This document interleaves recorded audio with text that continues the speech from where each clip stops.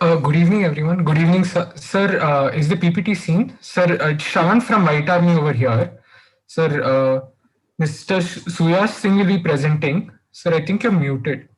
Uh, Sir, I'm asking to unmute. So could you just see? Yeah, yes, sir. Shravan is seen. Okay. Okay. Hello, Good everyone. evening, sir. Yeah, Suyash Singh, 1 second, I'll give an introduction. Yeah, Hello, everyone. sure. The White Army is blessed to have Dr. Srinivas, sir, Associate Professor from BMC Research Institute from Bengaluru, as our today's mentor. It's a great privilege to learn from you, sir. Welcome to you, sir. Thank you.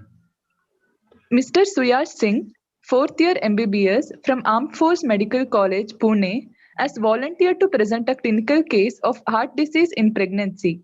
Welcome to you. Also, I Thank you welcome so all much. the active members to this session. With the permission of Dr. Srinivas, sir, let's begin the presentation. Over to you, Mr. Suyash Singh.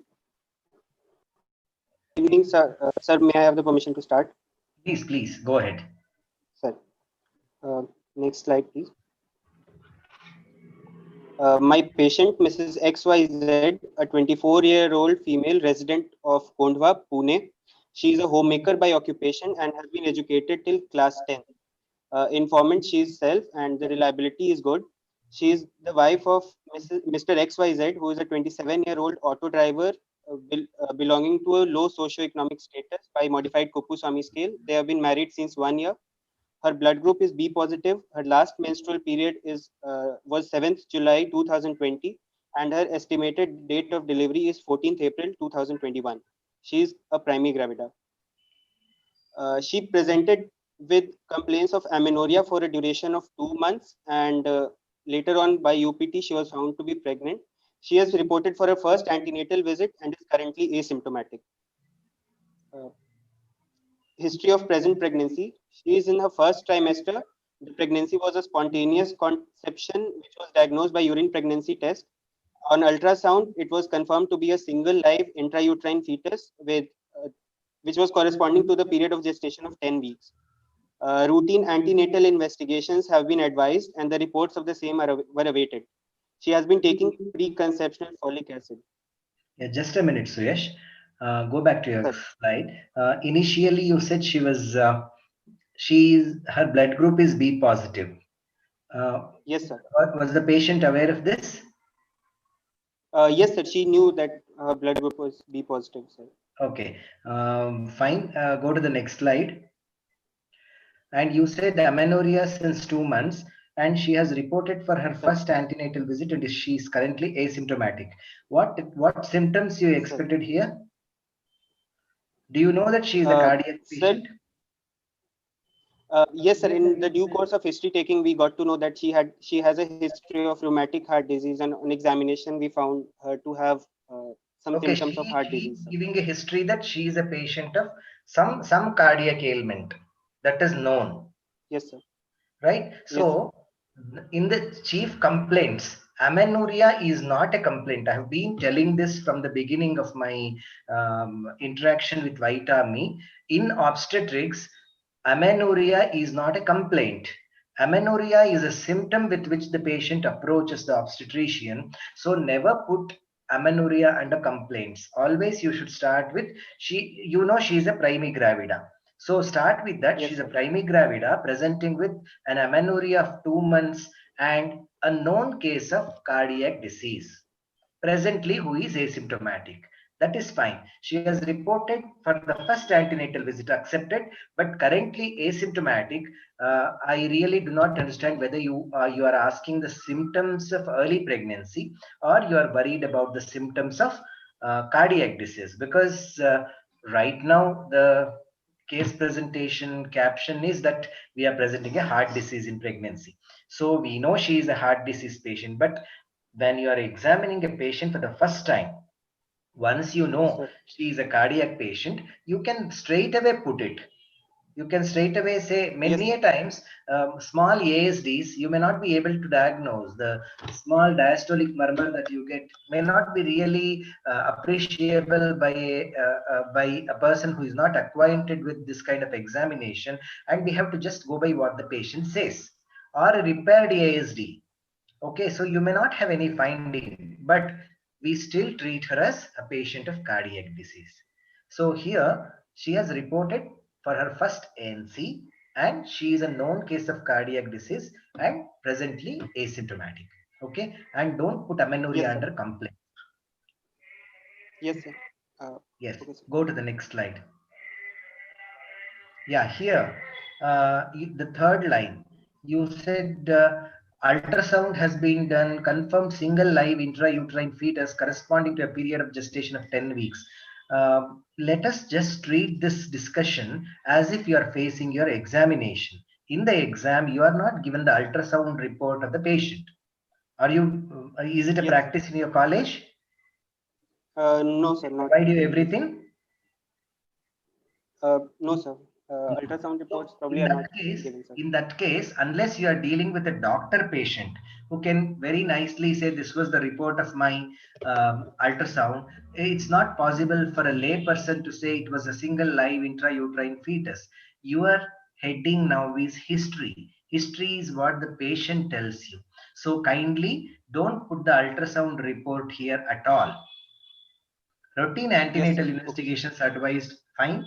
Reports awaited, fine. But even if the reports are available, it would not be made available to you. Occasionally, patient might say, I have been told that my blood level is low, my sugar levels are high, something like that. And that can be put here. You can say patient has been diagnosed with high blood sugars, because there is no other way you can find out that she is a diabetic. When you are presenting a case of diabetes in pregnancy, no way you can make out that she is a diabetic without the history. So there you can put it. Otherwise, here ultrasound report need not be put. And Okay, sir. pregnancy test nowadays, most of the women are doing at home, or even under national program, you have a kit available with ASHA worker, the junior health assistant female as Nischai kit, and Yes, sir.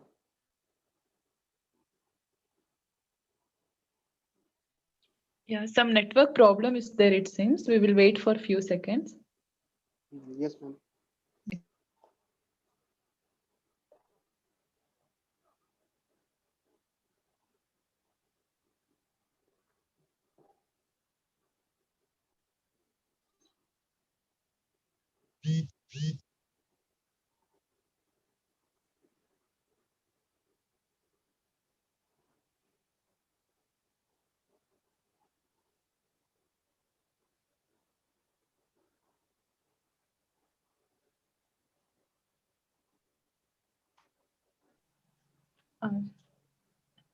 Srinivas sir, it's not audible, sir. No, sir. It's not audible. We can only see your video, sir. It's not yeah. audible. Yeah, Is it now okay it's now? audible. Yes, sir, Yeah. it's fine. Sir, can you please repeat what you told now, sir? We couldn't hear.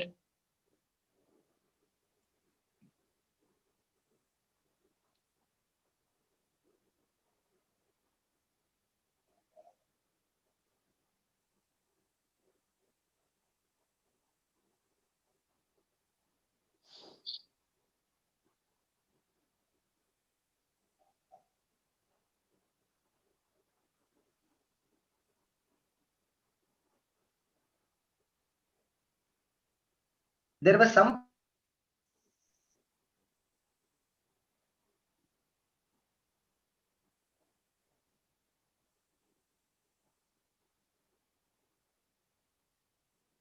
Yes, sir. Now your video is seen, sir. audio also, I think. Yes, sir. It's fine. Now, where did I mean, where was my voice cut? Like, was I talking about the ultrasound examination that it need Sir, you not were be? telling about Mr. Urine pregnancy test. Okay. Yeah. Urine pregnancy test usually could have been done by the patient herself, or could have been done by the ASHA worker with that Nischai kit. So that can be presented, but not the ultrasound reports or preeclampsia test reports, all those things should not be reported as they are not provided to you, nor the patient would be able to tell you the details of all the investigations. And Okay. Yes, sir. I just saw the last sentence. Preconceptionally, she has taken folic acid, you have written. I just want a justification. Who advised her preconceptionally? Did she meet a counselor regarding this Uh, preconception counseling? Sir, she has been taking benzathine penicillin every month since Okay, 12 years of age. So maybe someone might have advised her in mid between okay. after marriage. They have been married for 1 year, sir. I know. They have been married for 1 year and now she is only 2 months amenorrhea. So before planning pregnancy, if she is taking folic acid, it's really good. And as a real good advice has been given by someone. But I am really skeptical to believe this history. Fine. Post conception, I agree. But preconception, even the most educated people miss this. And this preconception counseling has not come up in a big way in our country yet. If she has done it, wonderful. Go ahead. Sir. Yes, sir. There is no history of excessive vomiting, no history of fever with rashes. There is no history of bleeding per vaginum or discharge per vaginum. There is no history of pain abdomen, no history of burning micturition or increased frequency of micturition. There is no history of radiation or teratogenic drug exposure. There is no history of chest pain, breathlessness, syncope, fatigue, palpitations, orthopnea, paroxysmal nocturnal dyspnea, or pedal edema. Okay. Uh, So can you just summarize what was your intention uh, in asking all these Sir, things? yes, sir. Sir, first I asked there is no history of excessive vomiting to rule out if You can there just is summarize. It is not hyperemesis. a Suyesh. Just summarize Sir, everything. I think you have to tell me 3 points. One is you have sir, asked about symptoms of early pregnancy. Number two, you have yes, asked about the events in early pregnancy which can have a deleterious effect on the fetus. The third thing that you yes, have sir. asked is about the symptoms of cardiac disease, Cardiac disease, yes, sir. right? Okay. Yes, sir. Now, chest pain, breathlessness, syncope, fatigue, palpitations, orthopnea, PND, pedal edema. Okay. So all these things, there is. Okay, let me discuss about this little later. Sir, You proceed. menstrual history. She attained menarche at the age of 13 years. Her past cycles were regular uh, of 28 to 30 days, followed by 3 to 4 days of menses. They were not associated with any dysmenorrhea or passage of clots. Uh, Obstetric history. She has been married for 1 year. It was a non-consanguineous marriage. The obstetric score was gravida 1. She is a primary gravida and currently at 10 weeks, 3 days period of gestation. Okay, here a small suggestion. I would not say that I want to correct you, but it's a suggestion for obstetric history. Whenever you are presenting an obstetric case, obstetric history comes first and menstrual history comes next. In a gynec case, we always present menstrual history first and obstetric history next. It's only a convention. If this is the Yes, way sir. you have been asked to do in your college, I have no comments, no objections. But this is what is followed by most of the people. Number one. Second thing about your obstetric score. That word obstetric score or obstetric index, this word is not an accepted terminology at all. So better to avoid, you can straight away say she is a primigravida. And for a primigravida, writing para zero, living zero, abortion zero, everything is meaningless. She has become pregnant for the first time. So all those things could be totally avoided. You can just say she is a primigravida with 10 weeks, 3 days of gestation, taking folic acid, and has had one antenatal visit. Yes, sir. Okay, sir. Yes, go ahead. Uh, Her past history. At the age of 12 years of age, she was admitted to hospital for complaints of fever with severe joint pains. Initially, the wrist joints were involved, followed by knee joints, and thereafter, over a period of 3 days, the ankles were involved. This was associated with redness and decreased mobility of joints. This joint pains were preceded by an episode of sore throat and low-grade fever, which was abrupt in onset, non-progressive, of remittent pattern, and it was relieved by medications. This was not associated with any skin rashes. It was treated by a course of antibiotics at a local hospital. She has since been on secondary prophylaxis by injection Penidur intramuscular every 3 weeks. No other major medical or surgical illnesses in the past. Okay, so actually in obstetrics, when you are presenting such case, we appreciate if you can, yeah, someone, there is a question that if the patient doesn't remember these things, what we should do. Yeah, I am just answering that question, Sharanya. See, whenever you have a patient with suggestion that she had rheumatic fever, I would say more than 50% of the cases, they may not remember anything. They may not say, we don't know anything. What is the common age you find rheumatic fever, Sir, Suyash? 8 to 12 years, 14 years. It is In the 5 to pediatric 15 age group. years. Easy to remember. 5 to Okay. 15 years, more so in girls of low socioeconomic status. Okay, so your patient fulfills all those criteria. So whether she really gives you a very typical history of rheumatic fever or not, she may not be able to tell you these things. But in your patient, she has been very clear. She remembers everything. Wonderful. Or even sometimes if she has been accompanied by her mother or someone, they might tell you about these things. Fine. Otherwise, you can say there is a history probably of rheumatic fever at the age of 12. If you say that, that should suffice, because my intention here is not to prove that this is rheumatic only. My intention is to decide what is the management, obstetric management and other management options. That's why this much of detail probably is not required. What you said, you can just say at 12 years of age, there is a There is a history. history of Yeah, there is a rheumatic fever. history suggestive of rheumatic fever. There is some one more question. Do we routinely ask history of cardiac illness in the first trimester in case she is asymptomatic? No. If she is asymptomatic and she doesn't know that there is a cardiac disease, I would say in 50 to 60% of the patients, they are asymptomatic, and of this 50 to 60%, 50% would not know that they have a cardiac disease. So if they know about the cardiac disease, you make a mention. Otherwise, there is no need to make a mention of this. And here, 12 years of age, there is a history suggestive of rheumatic fever,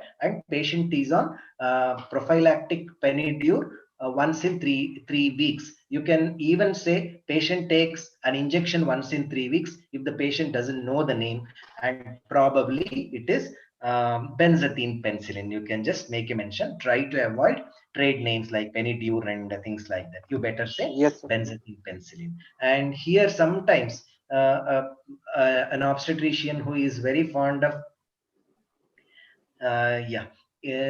very fond of medical disorders of pregnancy might ask you about Jones major and minor criteria. So you are after all studying both medicine and OBG in the final year. So you people should be really good in answering these questions. So just keep these questions reserved, and you can prepare the answer for these questions. And here there was one more question by Vishrut. He asked me, the patient reveals that she has a cardiac disease at a later stage, so retrospectively should we ask about the symptoms? See, patient always comes with symptoms first. If the patient, someone please mute yourself, I'm having some disturbance from someone. So this particular patient, if she has a cardiac disease and some symptoms like breathlessness, cyanosis, palpitations, chest pain, she would reveal herself. So just to say that she is asymptomatic, you need not go back to the first trimester and say. But if she reveals about cardiac disease later, you can definitely put it in the beginning and say she is a known patient of cardiac disease. Yeah, fine. Go ahead, Suyash. Yes, sir. Her family history, there is no history of diabetes, hypertension, asthma, tuberculosis, or heart diseases in the family. There is no history of children being born with congenital malformations. There is no history of twinning in the family. Okay, these are routine things that you have asked in relation to cardiac disease, because you have already laid a foundation that this is a rheumatic heart disease. Probably the family history may not really play a big role. Otherwise, in case, what is the incidence of cardiac, different types of cardiac illness nowadays? Which is more common? Sir, in developing countries, still rheumatic heart disease is the most common cardiac illness to be found. But Yeah. in developed countries, ischemic heart disease is the most common, followed by congenital heart diseases who are now surviving till a later age, sir. And rheumatic heart disease. No. It is congenital heart diseases only. Ischemic heart diseases makes an entry probably at a later age. That is the reason why you don't have ischemic heart disease as a major problem in pregnant women. Obstetricians, yes, we sir, don't very frequently see IHDs. So you may see congenital heart disease very frequently, rheumatic heart disease, which is the I think major problem in, as you rightly said, the developing countries, then hypertensive heart diseases, then ischemic heart disease, then cardiomyopathies, then endocardial problems, that is infective endocarditis, and finally pericardial. Still pericardial diseases, especially with tuberculosis, could be a problem in our country. Okay, so these are the 7 categories under which we study. So whenever you have a cardiac disease patient, so past history of any chronic hypertension like renal disease or pheochromocytoma, if anything is suggestive, you may have to ask about these things.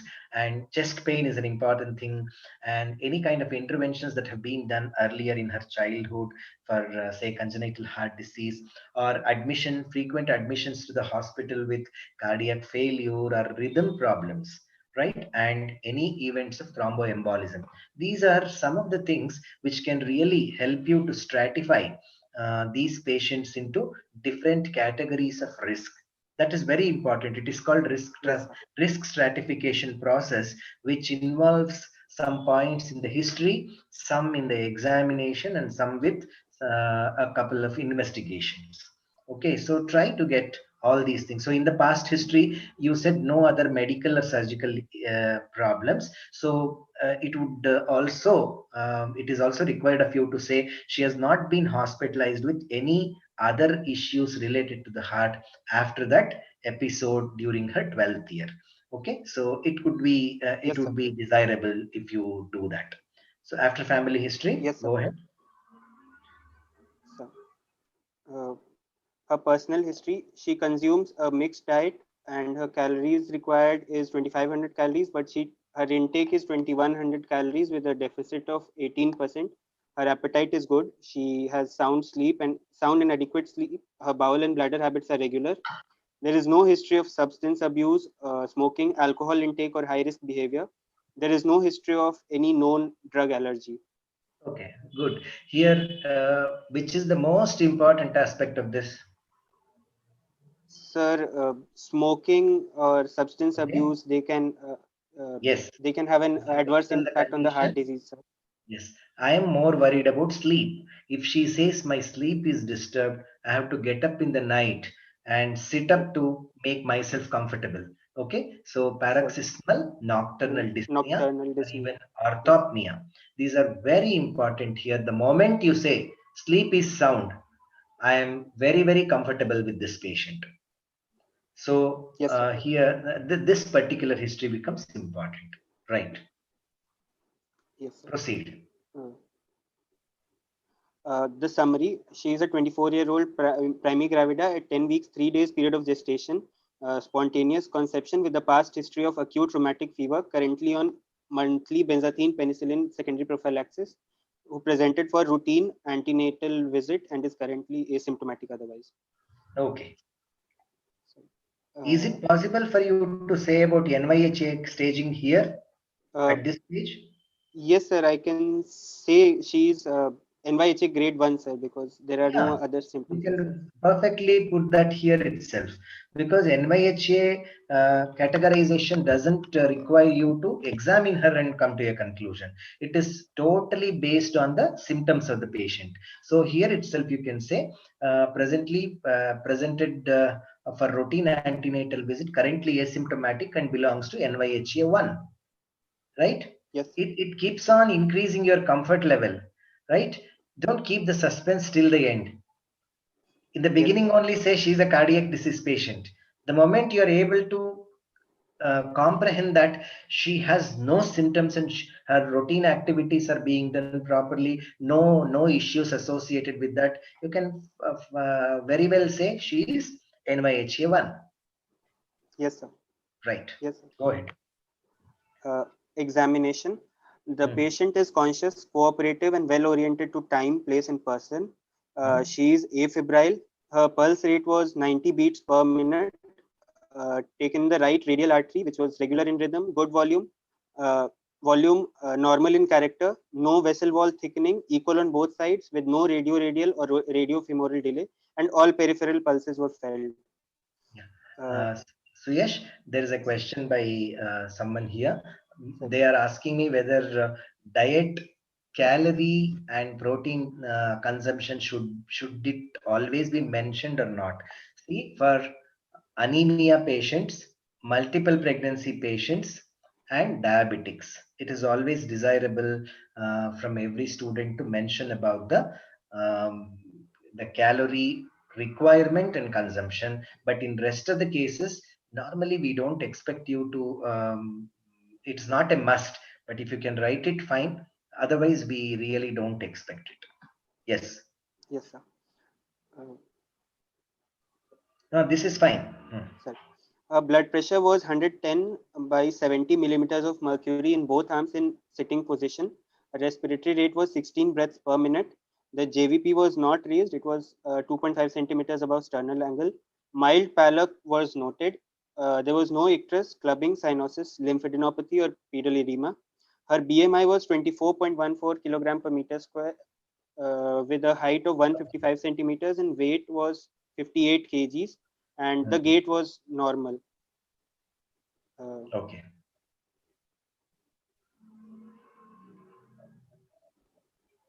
You can proceed. Sorry. Next slide, please. Her orodental hygiene was well maintained, and there was no signs of nutritional deficiency. No dilated veins on the neck were noticed. Thyroid appeared normal. Breast was normal. No retracted or cracked nipples, or no palpable lump was seen. There was no stigmata of fresh rheumatic activity or infective endocarditis. What did you look for? Sir, for infective endocarditis, the symptoms we look for generally are Roth spots, splinter hemorrhages, then signs of cerebral Roth spots, splinter hemorrhages, fever is a sign of infective endocarditis, and thereafter we have to evaluate such patients for the Duke's criteria as needed, sir. And for rheumatic fever, we need to look for Sydenham chorea, subcutaneous nodules, erythema marginatum, or migratory polyarthritis. And okay, migratory polyarthritis. Do you know the severity of? Have you seen any case of rheumatic fever till now? No, sir, but the pain is very severe and debilitating, sir. So, will the patient come with early pregnancy or painful joints if she has an active rheumatic fever now? She'll come with active rheumatic fever, sir. Yeah, because the thing that is bothering her would be pain and immobility. They are not able to even move. It cripples them, right? So, no evidence of fresh rheumatic activity and infective endocarditis. They are little superfluous. I think you can omit these things.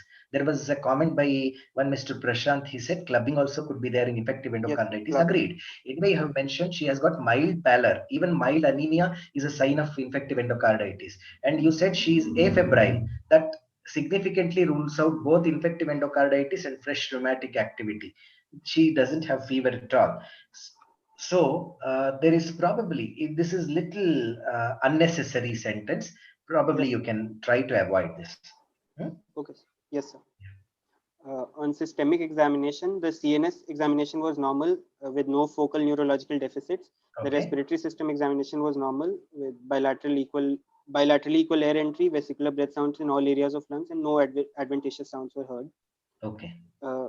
Cardiovascular system examination. On inspection, no chest wall deformities were noted, no scars. A visible apex impulse was visible medial to the mid-clavicular line.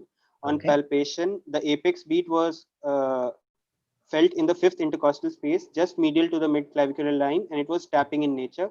No parasternal heave or thrills were palpated.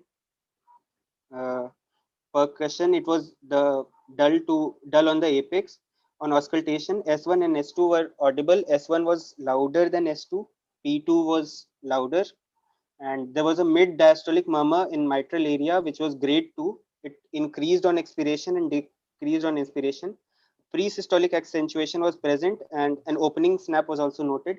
No other abnormal sounds were heard in any other regions. Abdominal examination inspection, there were no visible lesions, incisional scars, linea nigra, or stria gravidarum. Repeat the auscultatory findings. Sir. S1 and S2 were audible, where S1 was louder than S2. The P2 was loud. A mid diastolic murmur in the mitral area, which was grade 2, and it increased on expiration, decreased on inspiration. With a pre-systolic accentuation, it was noted. An opening snap was also present. So no abnormal heart sounds were heard in any other region. Sir. See, each one of these things, there is a meaning. Sir. What is the meaning of S1 and S2 audible? Is there any condition in which S1 and S2 are not audible? No, no, sir. I just meant to say both sounds were audible, sir. Both. Yes, sir. See, we know she has some cardiac problem. So S1, S2 should be heard when she is talking to you and when she is comprehending whatever you are telling, and everything is fine, and she is NYHA1. So you can say loud S1, loud P2, mid diastolic murmur in mitral area grade 2, increasing on expiration and decreasing on inspiration. I really appreciate you, Suyash. You're very you have very sensitive ears, I think, and I am yet to appreciate these things. I can just say there is a mid diastolic murmur, and sometimes I may be able to pick up this pre-systolic accentuation. Of course, loud S1.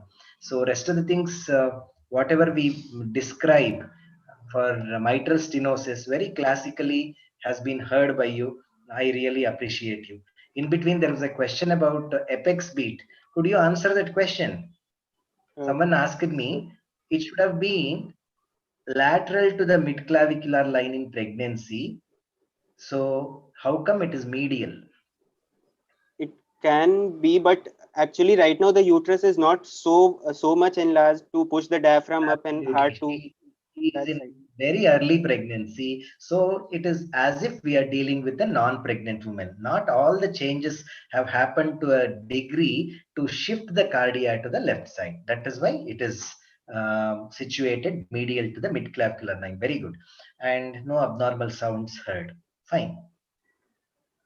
On abdominal examination, no visible lesions or incisional scars or linea nigra or stria gravidarum were seen. No visible pulsations were seen. Umbilicus was midline, not everted. Hernial orifices were intact. On palpation, you want the umbilicus to be everted? No, sir. It might, if everted, it might mean. Just say umbilicus normal. Yes, sir. Why not everted? Because eversion of umbilicus can be a sign of abnormal condition, maybe some herniation. So I just said. It's so okay, for sir. Every patient, you keep telling this. You are seeing a pulmonary, say, Cox patient, you would say umbilicus is not everted. They can have. Have you commented about other things also, like the the lumbar hernias, or something else, femoral hernia? You just say hernial orifices are intact. Yes, sir. So okay. Something unnecessary. Why are you committing? I really don't understand. Yes, sir. Umbilicus is normal enough. Yes, sir. I'll change that. No psoriasis, no sebaceous cyst, no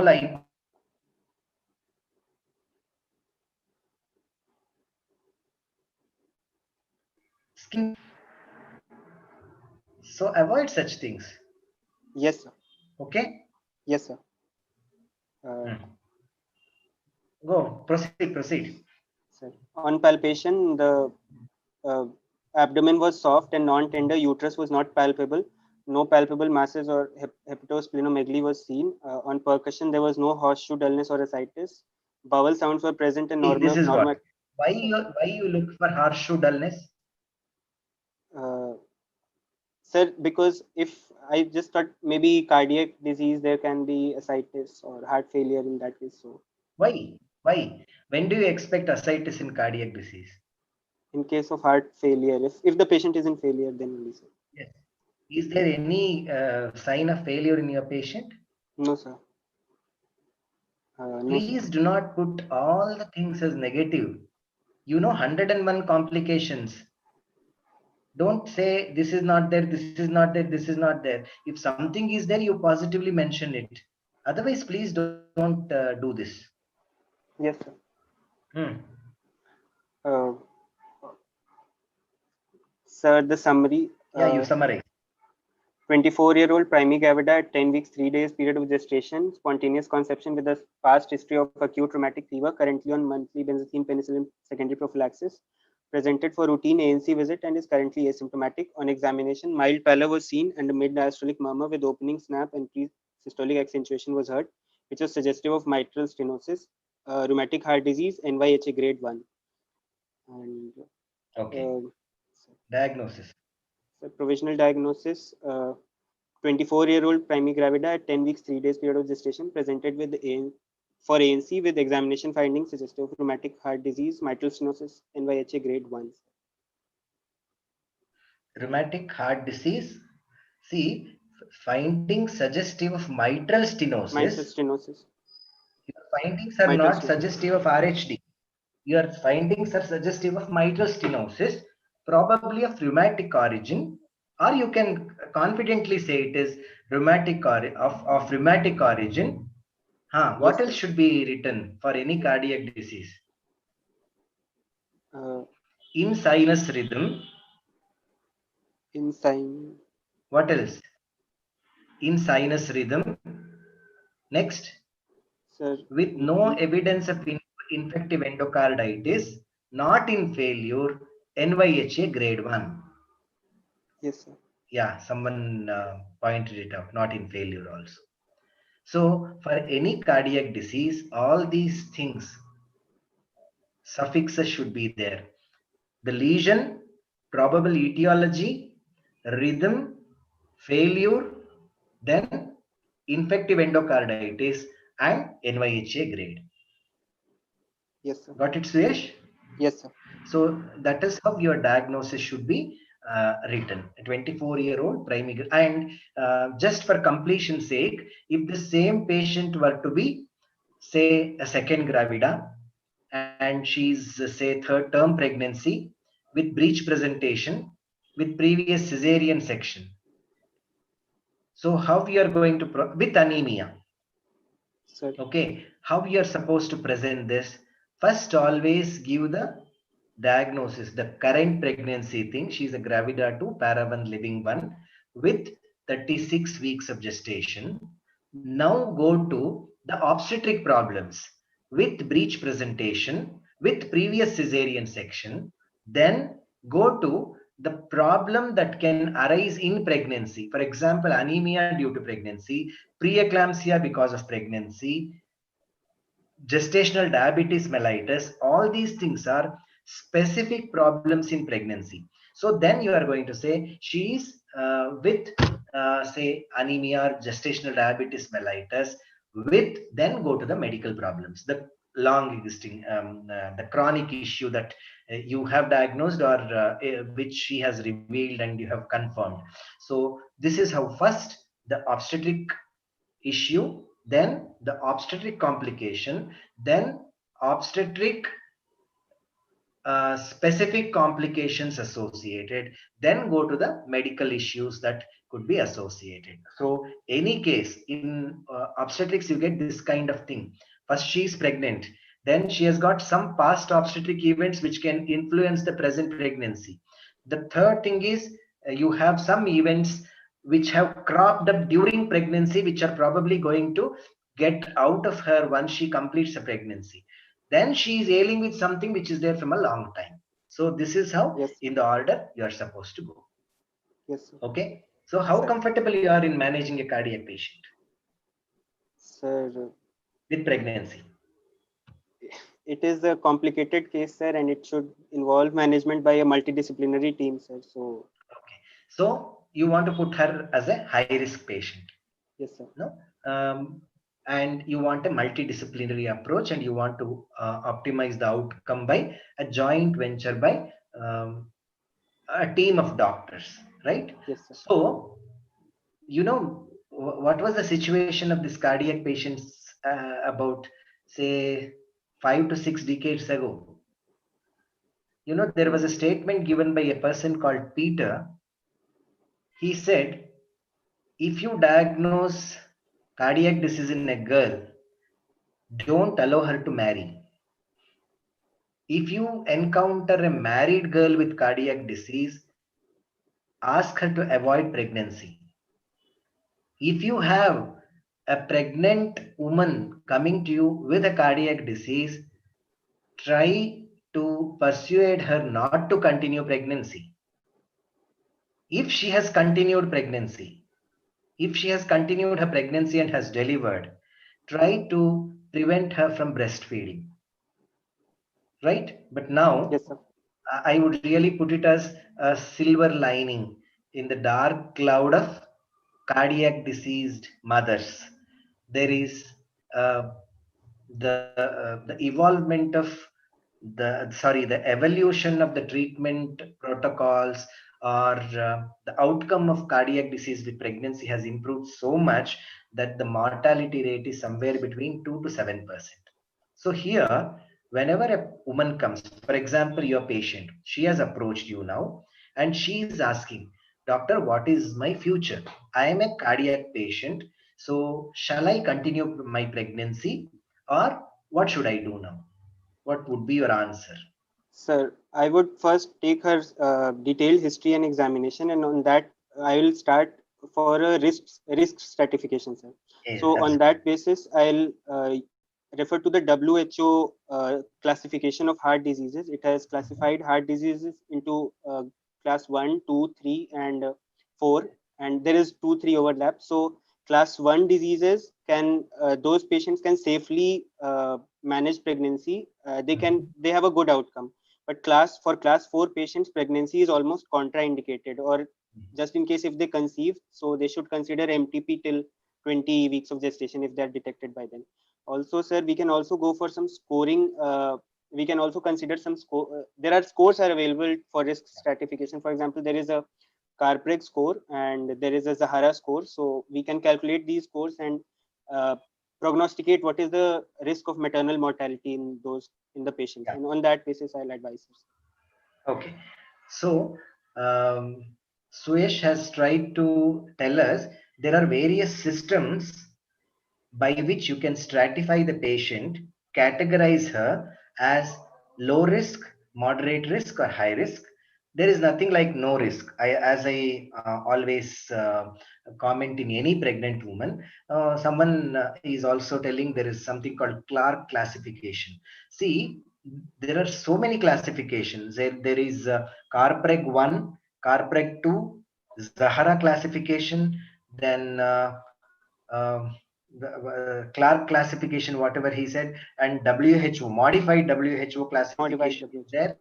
So there are a number of classifications, and they have categorized depending on the lesion.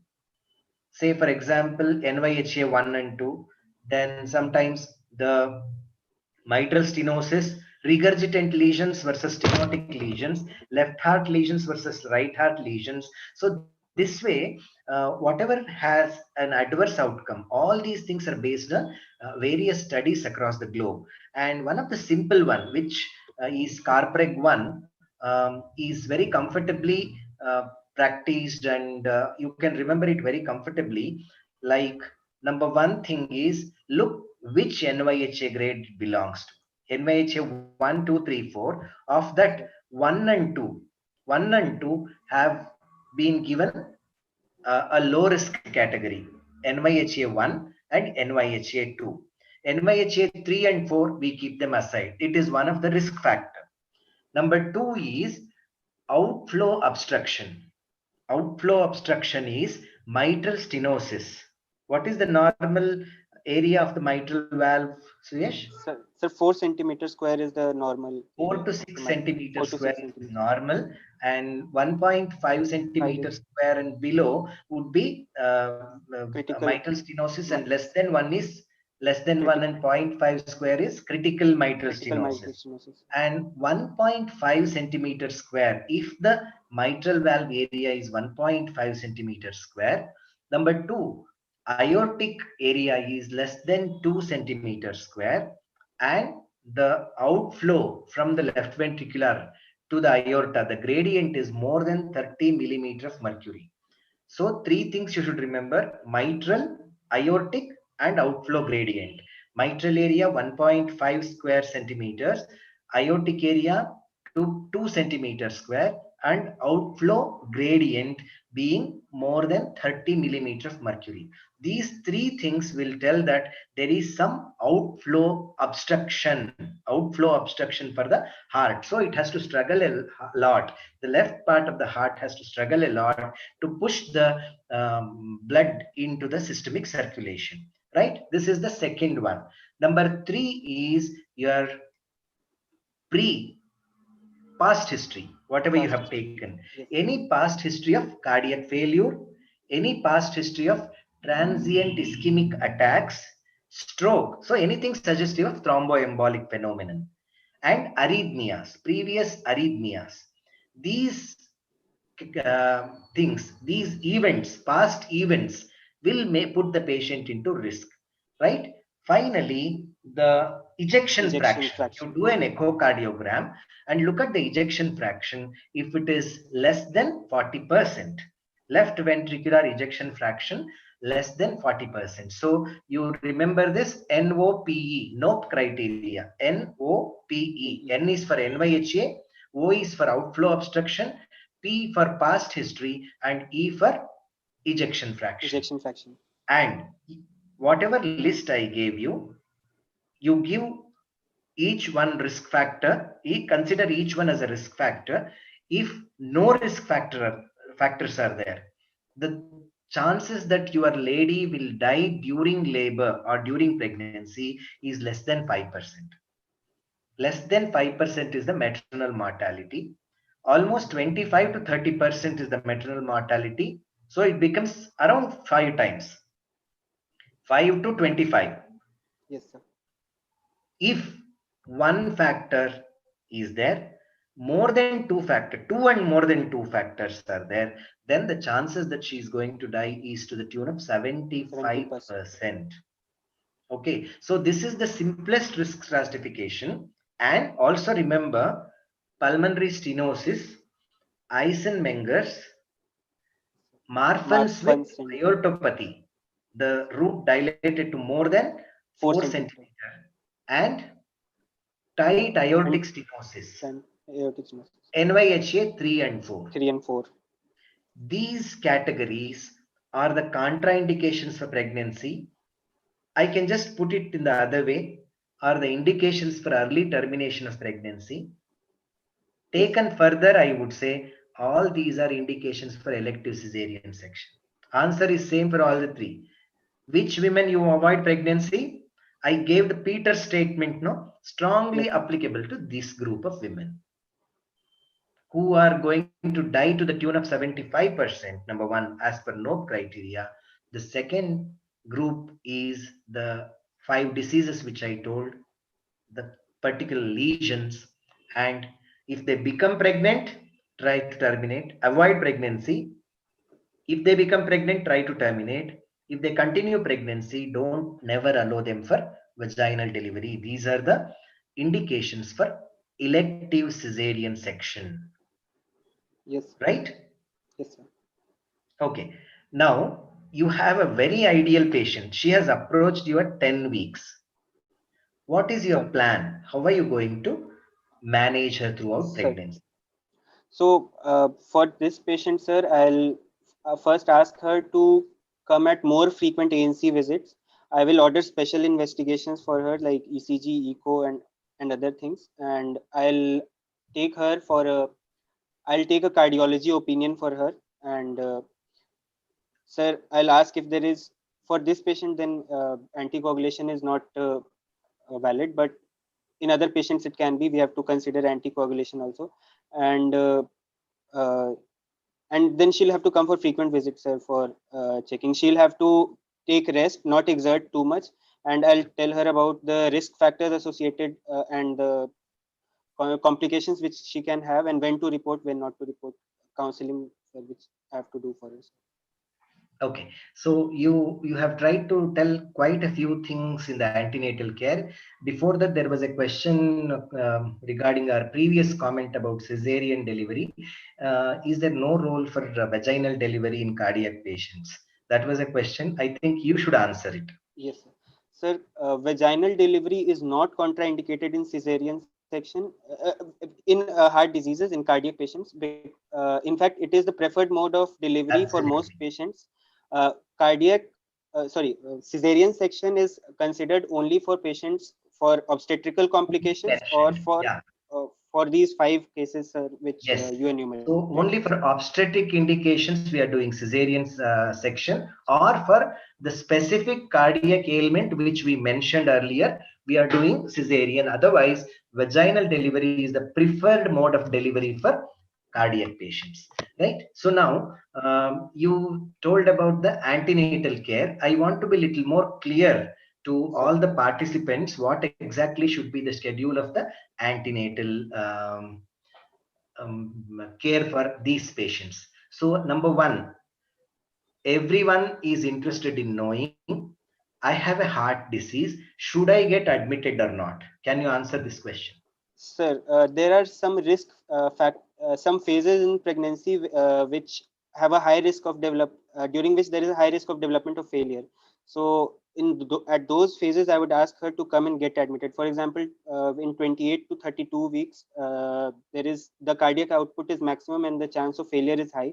So, in that period, I can tell her to come and get admitted. In any case in between, for example, if she gets a case of infection or if there is anemia is she develops, so I'll Is ask it her. special? Is it special for cardiac patients or for everyone? We are advising any pregnant woman who has an infection We'll and more aggressively manage, sir, for cardiac patients because there is further risk increased in such patients, sir. okay. And Let us not go to the complicated cases of sir, cardiac disease.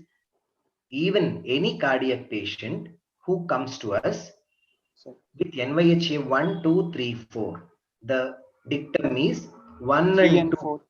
1 and 2 admit at term.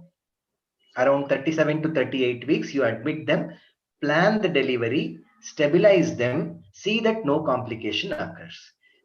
NYHA 3 and 4, anytime they report to you, the moment you make a diagnosis of NYHA 3 and 4, admit them. Admit them.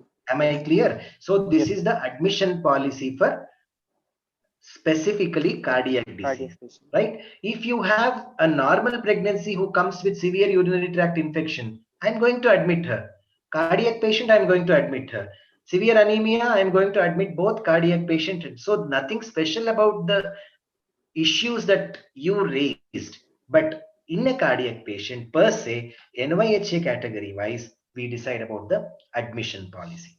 Second is antenatal visit frequency. What should be the antenatal visit frequency? Should I increase the frequency or should I just go ahead as I do in any other case of antenatal women? Sir, it should be definitely increased, and we have to do close monitoring of her cardiac of her cardiac status, sir. Yeah, so that's a very sensible answer. Cardiac patients, no society has given any recommendation that you should see them once in a week, once in 15 days, once a month, nothing. But the frequency should be more often. So let us put it like the antenatal care frequency is to be individualized. Most often, you may have to see them once in 2 weeks rather than seeing them once in a Once in month. a month, Once in 4 weeks, you can make it once in two 2 weeks. weeks. So this is about the antenatal care frequency. Number three is particularly, are you interested in any kind of special scans for them? Anomalies. Yes, sir. Sir, for patients who have congenital heart disease, so they have an increased risk of congenital anomalies, especially of the heart in fetus, like 3 to 13%. There can be an increase in risk of congenital anomalies. So we'll have a meticulous anomaly scan for them. In heart diseases, there can be a risk of growth retardation also in patients. So for them, we'll have to do serial fetal growth monitoring has to be done through serial scanning. Excellent. So let me go to the very first scan that we do, NT scan. NT scan. So I really don't know, as an undergraduate, do you know the importance of NT scan for a cardiac patient? Do you know? Yes, sir. Sir, NT scan is done at 11 to 13 weeks of gestation, but even in such early scans, some major anomalies of heart can be detected. For example, if there are problems like ectopia cordis or pentalogy of Cantrell, those can Okay. be detected, sir. Yeah. So that is one thing. And the Heart second and issue. Down syndrome and all can be detected. So Down syndrome also has complications of heart disease, atrial septal Okay. defects. Okay. So see, in presence of normal karyotype, if you have an increased nuchal translucency, that could be indirectly pointing towards some cardiac lesion. This could be one of the earliest sign that you can get for a baby which has a congenital heart disease. There could be an increased nuchal translucency. This is very important. So NT scan becomes important. The second issue is about the routine anomaly scan, which in our country we practice at around 18 to 20 20 weeks, weeks. for the simple reason that in case we delay it, we don't have an option of medical termination of Abortion. pregnancy for anomalous babies because of the law of our land. So but if you are suspecting any cardiac problem, if you are suspecting congenital heart disease, very ideal time to do a scan would be 22 to 24 weeks. This is called fetal echocardiogram. And in case any one of the patient or parent or both the parents have a cardiac disease, it is ideal to go ahead with fetal echo between 22 to 24 weeks. And as you said, the chances of transmission vary between 3 to 18%. ASD and VSD is coarctation of aorta, but the chances that the highest possibility of transmission is with Marfan syndrome, right? Yes. So this risk of transmission is there for most of the congenital heart diseases. So you need to scan them. As I in the beginning mentioned, that the etiology, many a times you may not be able to very confidently establish that this is rheumatic, this is congenital, and this is hypertensive. So it may be better if the mother has a cardiac disease to have an anomaly scan. Okay, this is the third policy. Now let us go to the most important aspects of cardiac disease. What are the enemies of cardiac disease in pregnancy? Sir, uh, enemies of cardiac disease are common complications of pregnancy like anemia, gestational diabetes, preeclampsia, or even infections, trivial infections. They can have a very bad outcome for the heart disease. Excellent. Yes. So let me put it this way, anemia. So I need to repeat her hemoglobin once in 3 to 4 weeks. The recommendation for the routine antenatal patient is 4 times hemoglobin estimation is enough for other pregnant mothers, whereas for a cardiac patient, I want to screen them once in 4 weeks for hemoglobin. The second thing is I need to do urine culture and sensitivity in the first trimester. Repeat again at around 22 to 24 weeks for asymptomatic bacteriuria, which could be the lurking infection, which can worsen the condition of a cardiac patient. Number 3, as you rightly said about preeclampsia, I would be checking her blood pressure like any other patient.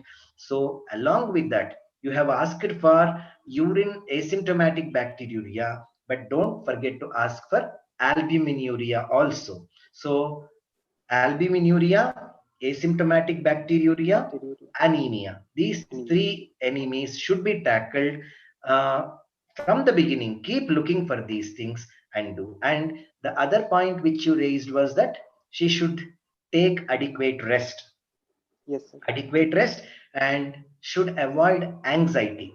So here, though it may be little delicate for an obstetrician to talk to the patient, but always we should tell them which is the worst thing that can increase the heartbeat. Rest of the things they will take care, but sexual intercourse should be strictly avoided during pregnancy, because that causes a very bad adrenaline surge, causes a lot of tachycardia, palpitations, and it compromises the output, and the patient can gland up with some problems. So they should avoid anything that causes anxiety. Right? So can you just repeat what all I told? Yes, sir. For hemoglobin estimation, we'll have to increase it. We'll have to do it monthly, sir. And previously, in normal patients, we did it 4 times. We'll have to increase it. Apart from that, urine examination for asymptomatic bacteriuria, urine culture, we'll have to do proteinuria, and this we have to do. We have to ask the patient to. You're getting confused. Let me make it very easy now. Admission policy. Okay. Yes, admission policy. Anomaly scan, antenatal visits, anemia, asymptomatic bacteriuria, albuminuria, anxiety, and 3 more drugs. Antiarrhythmics. If the patient is on any antiarrhythmics, avoid amiodarone. Yes, sir. Which can cause hypothyroidism in the baby. Anticoagulation, you rightly mentioned that your patient doesn't require, but there could be a group of patients who would require anticoagulation. Very tight mitral stenosis, you may have to put her on anticoagulation, other than the valve replaced patients. And finally, antibiotics. Your Penidur, very crucial. So did you observe any similarity in all these points? And all starting with letter A. Antenatal woman, antenatal care is with 10 A's. Admission policy. Sir, admission policy, then scan, anomaly scan, antenatal care frequency, anemia, look for anemia, albuminuria, asymptomatic bacteriuria, along with other infections also. Then antiarrhythmics, anticoagulation, anticoagulants, antibiotic, anxiety. ACE inhibitors also.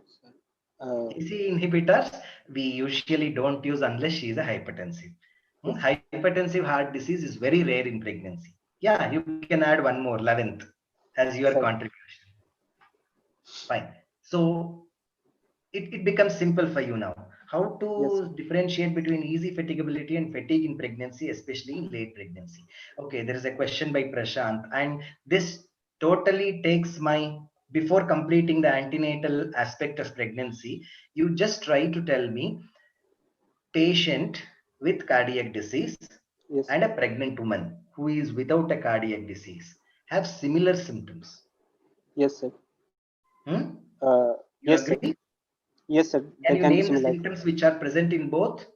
Yes, sir. Sir, easy fatigability can be seen in both. Breathlessness can be seen in both because the uterus rises and pushes the diaphragm up. In the cardiovascular system, some soft systolic murmurs. No explanation. You just tell me what are the common findings. Sir, soft systolic murmurs can be seen. So you can hear systolic murmurs. Symptoms we will finish. Yeah, someone also is putting the answer edema. Edema can be there. Fetal edema, breathlessness, tiredness, easy fatigability, palpitations, raised JVP. Raised JVP can be there, sir. Yes, tachycardia. Then Yes, sir. what else? Then, sir, science. Then we'll As if there is a cardiomegaly, sign that as if yes. there is a cardiomegaly. Cardiomegaly, sir. There Yes. can be cardiomegaly, yes, sir. Hmm. Then cardiomegaly can be apparent cardiomegaly can be left bundle branch block like picture, straightening of the left border of the heart. left border of heart, yes, sir. Hmm. Then on Then left ECG heart there can be deviation on ECG, presence left of ventricle Q deviation. waves on lead 3, inverted T waves in the inferior leads, ST Yes. segment depression Mild in the ST segment leads. changes. So there are a number of findings which mimic a cardiac disease. In a pregnant woman, she mimics cardiac. Now, how do you diagnose that my patient has cardiac disease in that case?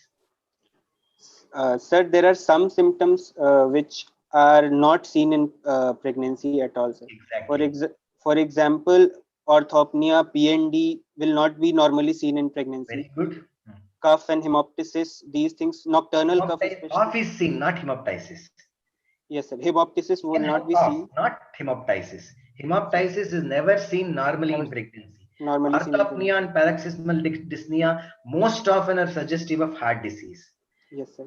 Severe cyanosis is Severe cyanosis. never seen in pregnancy. You can have cyanosis occasionally in pregnancy, but not severe cyanosis. Then diastolic murmurs are not absolutely. normally. Diastolic murmur is diagnostic of a cardiac disease. Pansystolic murmur is diagnostic of cardiac disease. And thrills are yes, murmur. Sir, thrills with murmur, yes, sir. Like Yes, pregnancy, the murmur will never increase grade 3 and above, sir. Yes, grade 3 and above. And someone has pointed that edema will disappear after taking rest in pregnancy, but it may continue to stay in cardiac disease. So all these things together have been called as Metcalfe's criteria. METCALF. Metcalfe's criteria, and this Metcalfe's criteria helps you to differentiate between the pregnancy signs and the real cardiac disease signs. So there was a question by someone how to differentiate between easy fatigability and fatigability in cardiac disease. See, fatigability per se I cannot differentiate, but if I find the other aspects of the cardiac disease fulfilling the Metcalfe's criteria, then I can say that this fatigability is due to cardiac disease. But I can't just say this kind of fatigability in which the woman wants to lie down, it is cardiac disease. If she is comfortable sitting, it is easy fatigability. No such explanation could be offered. Am I clear with this? Yes, sir. Okay. Now, your patient has had an uneventful pregnancy. You have taken all the 10 plus 1 antenatal measures. So you have been successful in continuing her pregnancy uneventfully, and now she has come to you at 40 weeks. What do you do? Sir, at 40 weeks, I'll definitely allow her to go into spontaneous labor, sir. But she doesn't go till 41. Sir, we'll not like to delay the pregnancy in the late term, sir. Okay. And what do you do? Sir, you just ask her to go to labor. Then we'll have to induce labor, sir. Induction. Yes. See, the question is continuation of pregnancy. When do you decide about delivering her? So when you decide for delivery, she doesn't get into labor. You have to induce labor. Can we induce labor in cardiac disease? Yes, sir. It is not contraindicated as such, sir, but always spontaneous delivery is preferred. But for induction of labor, for anyone, because the failure of induction should not be an indication for C-section, unnecessary C-section. Yes, sir. And sir, thereafter, induction is not contraindicated. For induction, sir, PGE2 gel is preferred to oxytocin, although oxytocin in itself is also not contraindicated, sir. And what is the problem with oxytocin? Sir, the problem with oxytocin is that oxytocin per se is not problematic, sir, but it has to be given through along with fluids. Basically, the vehicle for oxytocin, we do not want to infuse. We always give it with fluid only. Nobody Sir, pushes oxytocin yes, sir. IV just like this for a Yes, pregnant sir. woman. Sir, but that we have to prevent overload. It is suggested that we have to restrict IV fluids. So, See, someone uh, answered the question. and Water yes, sir, intoxication. water intoxication. It has an ADH-like activity, no? Sir, Oxytocin. So that is the reason why we are little worried, but absolutely no problem with oxytocin. But oxytocin as an inducing agent is no longer encouraged by anyone. As you rightly said, we go for PGE2 or PGE1. So anything is okay, but stripping the membranes, repeatedly stripping the membranes and inducing her may induce infection. Any kind of yes, invasive methods which takes for a prolonged period of induction should be avoided. That's it. The second issue, she has gone into labor. What is the role of augmentation? Can we augment labor? sir, we'll allow her to progress normally, sir. First stage of labor, we'll allow her to go. Second stage, we may think of cutting short, but No, no, no, no. for obstetrical indications, only augmentation. My just answer my question. Can I use Sir, oxytocin for augmentation? yes, sir, we can use. Sir. Yes, we can use. So no problem with induction, no problem with augmentation. You can Sir, comfortably do both the things here, right? And yes, sir. the first few things which we discussed, you are taking directly for cesarean section, or for obstetric indications before labor or during labor, you may have to do a cesarean section. Cesarean section. All these things are non-controversial. Now she has gone into labor, and how do you monitor her? Yes. One word, how do you monitor her? Sir, more frequently, we'll have to One word. monitor. You will cover everything if you say Sir, that. Yes, partograph. Partograph, sir. Avantika answered. Yeah, partograph. See, all of you, anybody who is listening here, when we ask about a question on management of labor, in labor, use use the word partograph. That covers the entire management schedule for a pregnant woman. Like you are, you have the components of the maternal monitoring, you have the components of fetal monitoring, you have the components of labor monitoring, you have the component for interventions that we do or any kind of drug administration that we do. So when everything is there, if you just put a word that I use partograph and monitor her, finished. Now Sir, keep that aside, it is sir. routine. What are special things that you do Special. in labor for a Yes, sir. Sir. pregnant woman? Sorry, Sir, cardiac. during, sir, in cardiac patients, sir, we'll keep the patient in propped up position and we'll not allow her to move too much. She will be confined to bed and kept in propped up position. We'll keep all the drugs for failure ready for us. Apart from that, during labor, sir, we'll have to decide. We'll have to give her liberal analgesia because anxiety and other things can be hazardous for the pregnancy. We'll give chemoprophylaxis uh, for this patient, Infective although it is endocarditis. infective endocarditis. Hmm. Although guidelines say it's not routinely recommended, but What it do is we give? routine. Sir, gentamicin and ampicillin, sir, 2 gram ampicillin and gentamicin 1.5 milligram per kg. So, sir. See, every student should remember when I ask what are you going to give, you Sir, should say what is the drug that you give, what is the dosage, what is the route of administration, what is the sir, frequency of administration. sir.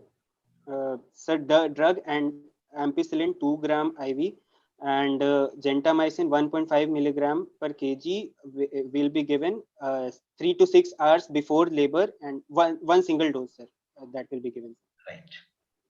Sir. If she is sensitive to penicillin, Sir, if she is sensitive to penicillin, then we can use vancomycin in that case. absolutely. Vancomycin and gentamicin.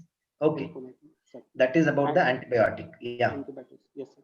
And then for analgesia, we can either go for IV sedatives, analgesics like pethidine 100 milligram, or we can go for epidural analgesia also. But Okay. epidural analgesia has some contraindications like aortic stenosis and Okay. pulmonary hypertension. We should not Right. use epidural. Right. Next. And sir, and thereafter, then we'll frequently keep monitoring her, sir, for her temperature, pulse, tachycardia. We should avoid any tachycardia and urine output. These things we have, and continuous fetal monitoring will be Okay. done, sir. And Okay. then Let me second make it stage, sir. simple for you. Sir. First is pain relief. Sir. You have done it. You give epidural or intravenous, whatever you want, vocal, local, focal, whatever you want, you give. That is pain relief. Second is positioning the patient. You are very strict, man. Little difficult. No, I know you are from an army medical college, but you can't ask her to lie down only in propped up position. If she wants left lateral, you can allow her. Left lateral, yes, sir. Right? Supine position and lithotomy positions are to be avoided in these women. Right? So give a left lateral position. So put her in a position of her comfort. Right? Yes. The third thing is about pulmonary base auscultation. Yes. You said I will keep everything ready to manage failure, but how will you diagnose failure? Sir. Once she Basal gasps, catheters. you will go and give, or Yes, sir. when the edema, two things. One is tachypnea of more than 24, tachycardia of more than 100. These two are the things that will warn you that your patient is going to failure.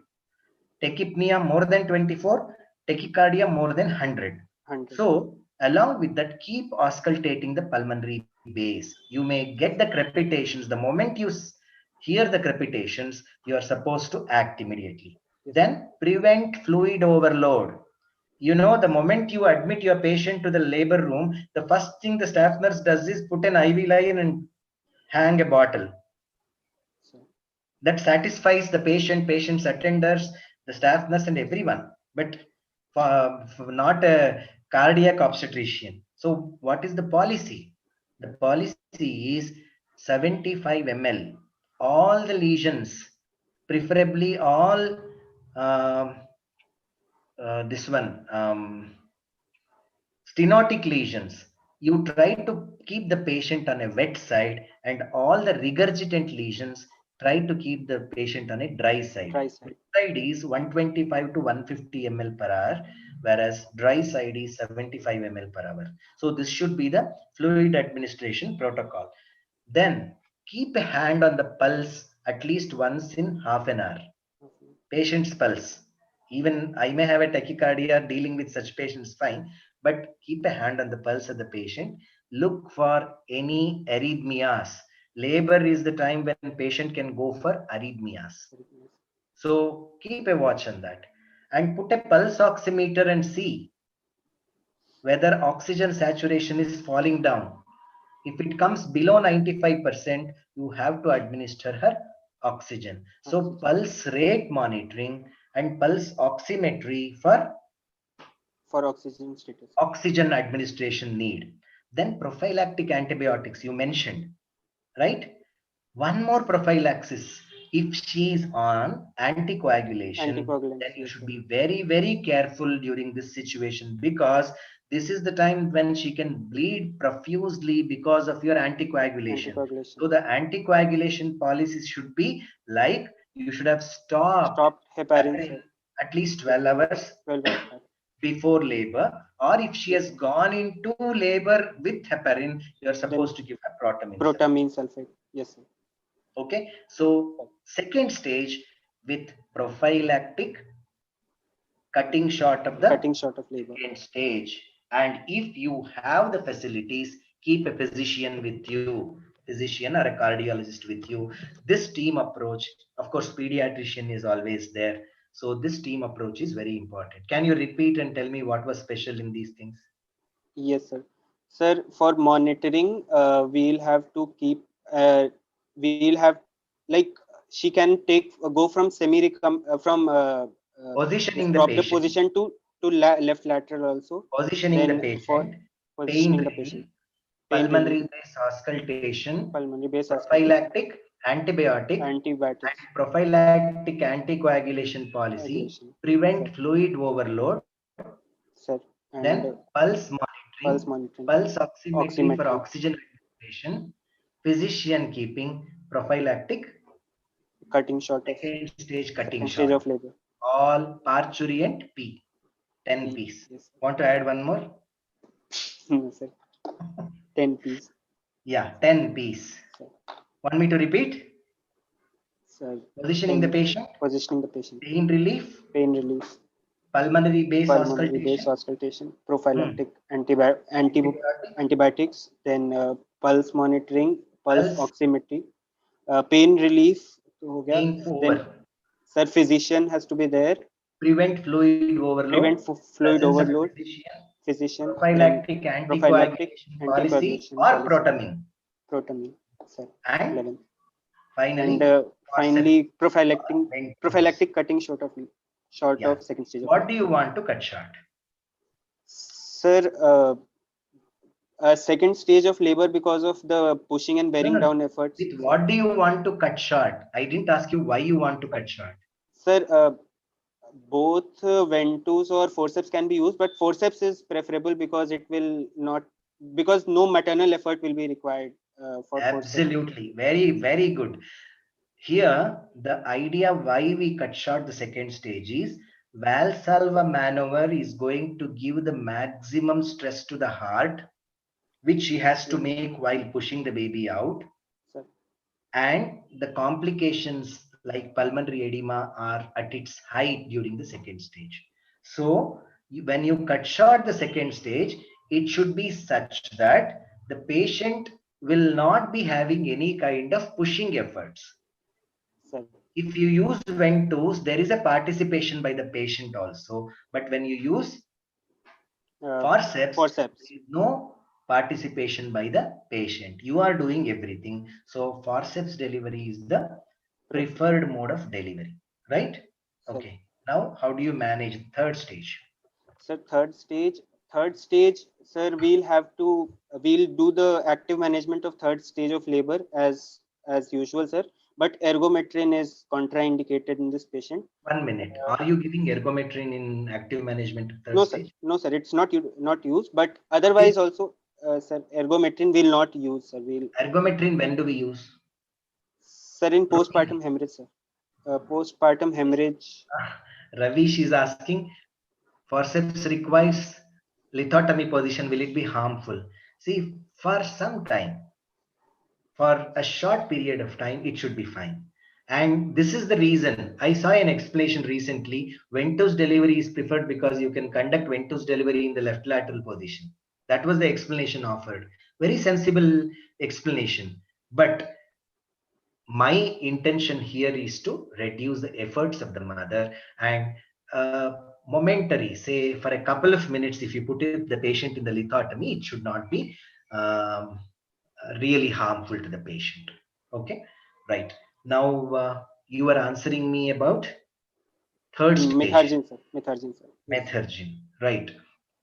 So methargin is contraindicated. Methargin has a role as not prophylaxis for managing PPH. Management of PPH. Management of PPH. So here we should be careful in a cardiac patient, avoid. But this active management of third stage of labor, the intention is to prevent PPH. So here we are using oxytocin 10 units intramuscularly within 1 minute of the delivery of the baby, not anterior shoulder. Yes. Within 1 minute of the delivery of the baby, intramuscular. And I insist that to my students that you always say it is given to the mother. There was an incident in which injection was given to the baby.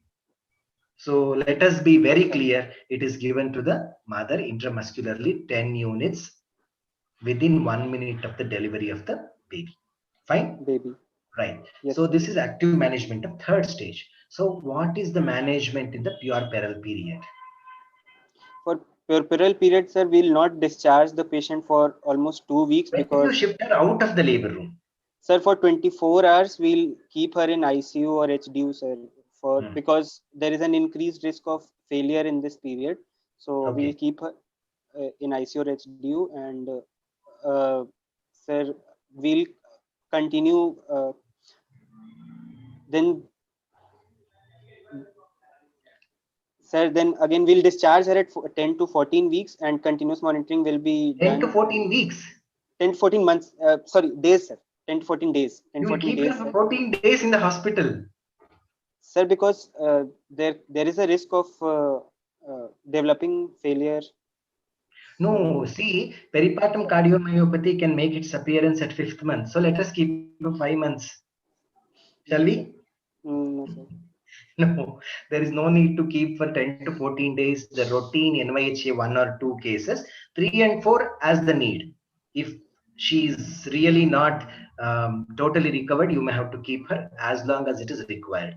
Otherwise, usually 5th day should be fine. Why I said 5th day? Any idea?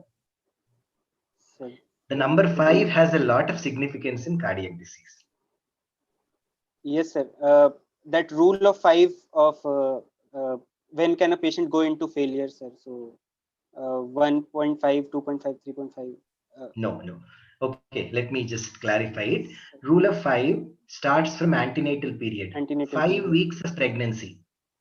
5th week of pregnancy is the beginning of all the changes in the intravascular compartment and all the cardiac changes. So that is the time when decompensation can occur. Okay. The second thing that can occur is at 5th month. 5th month. 5th month, you have again, what is the problem that that can appear at 5th month? 5th The month. stroke volume. The stroke volume has been found to be at its height at 5th month. 5th month of pregnancy. Yes, sir. 5 weeks before the delivery, before the expected date. 5 weeks before the expected date. They have found, you very rightly said that the maximum plasma volume, the height of physiological anemia, all these things are reached at 32 weeks. You know, it remains status quo till 35th week. 35th week onwards, everything comes down. Heart rate, cardiac output, everything starts declining. So 5 weeks before EDD will be 35 weeks. 35 weeks. Isn't it? Yes, sir. So 35 weeks is the other time of risk. Yes, sir. 5 hours after the onset of labor. 5 hours after the onset of labor. We clearly make a diagnosis of labor onset at what centimeters? We say, yes, this patient is in labor. Sir, 6 centimeters dilation of cervix. Okay, you are too advanced. Okay, because I think that is the latest definition to diagnose CPD. You wait till 6 centimeters and make a diagnosis of CPD. At 4 centimeters, 4 centimeters. And of course, WHO has changing it to 5, and there is also a proposal for 6 centimeters. You are not totally wrong. Let me take the modified WHO Partographs figure as 4 centimeters. And roughly, what is the rate of dilatation? Sir, 1 centimeter per active labor. 1 centimeter, 1 centimeter per hour. Yeah, so from 4 to 10 centimeters, she takes about 5 to 6 hours. Just to make it simple, they have made it 5 hours after the onset of labor.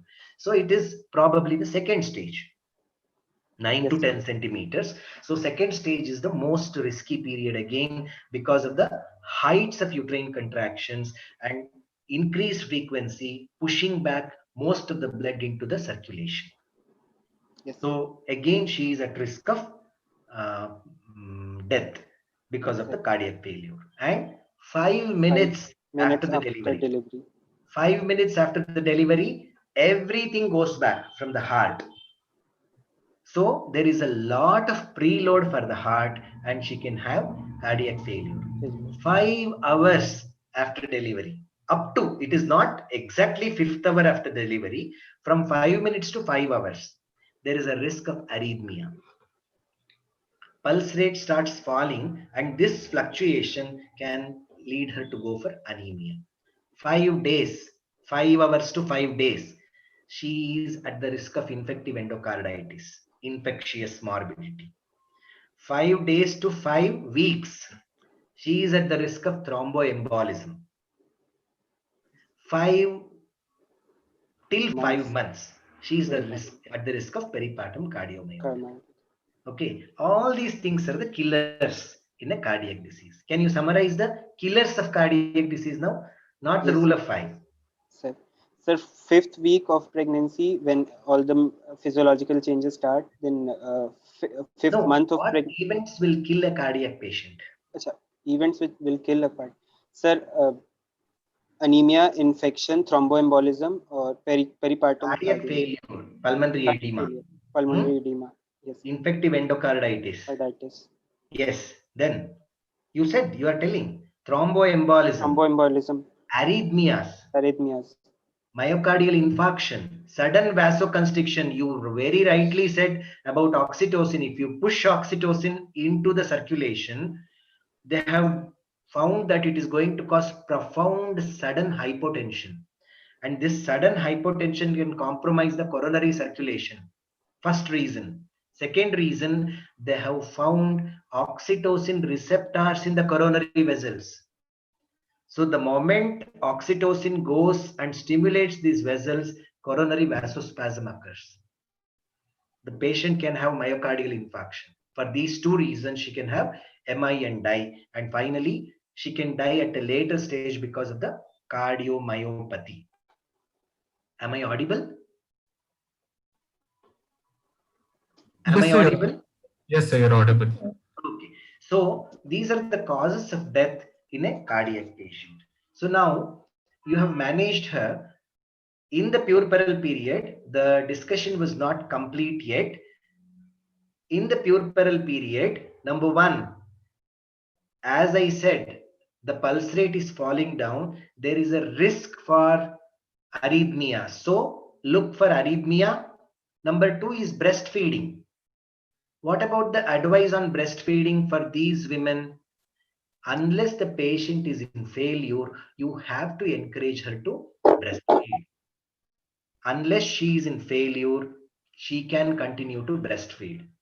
Number three, cardiac rate, rhythm, and cardiac examination should continue even in the puerperal period also. Number four, they tend to have diuresis in the postpartum period, so fluid balance should be very carefully. This also can result in electrolyte imbalance.